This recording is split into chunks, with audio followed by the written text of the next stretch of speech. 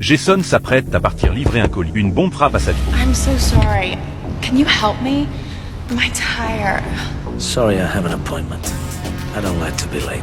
Voyant qu'il ne mord pas à l'hameçon, la fille sort son flingue et le braque sur sa tête. Dès qu'il descend de voiture, les voyous se ruent sur lui pour lui piquer sa caisse de luxe et s'amuser. Dommage, il y a un code. Impossible de la démarrer. Les voyous descendent illico, prêts à le cuisiner sévère. Jason reste zen, enlève tranquillement sa veste. Pour gérer cette bande de minables, c'est du 1 contre 1.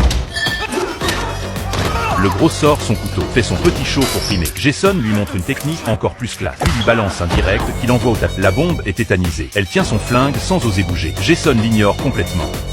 Why don't you go and die? I'm sorry.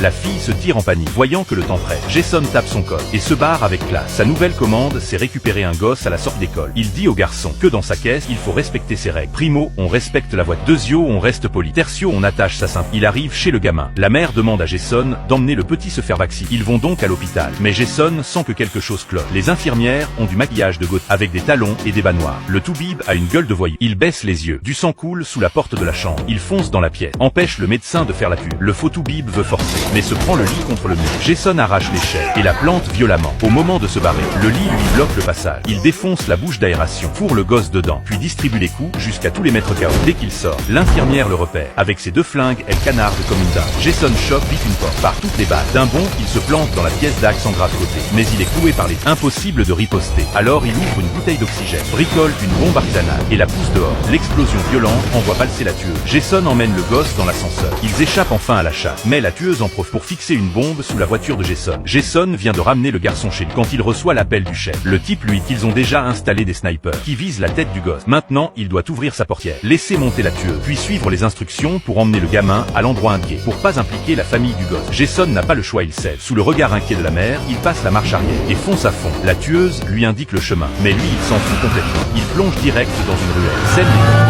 Listen, keep doing this your way. No matter how many rights and lefts we make, they're gonna catch us.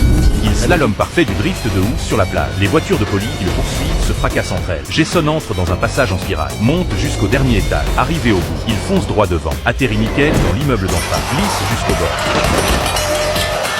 Puis traverse à toute vitesse entre les 2 bâtiments. L'ivrogne croit que c'est l'alcool, lui fait voir des trucs. Jason respecte le deal et emmène le gosse au port. En face, ils sont nombreux et tous armés. Pour la sécurité du gamin, il doit d'abord se barrer. Mais au moment de remonter en voiture, il découvre la bombe sous le châssis.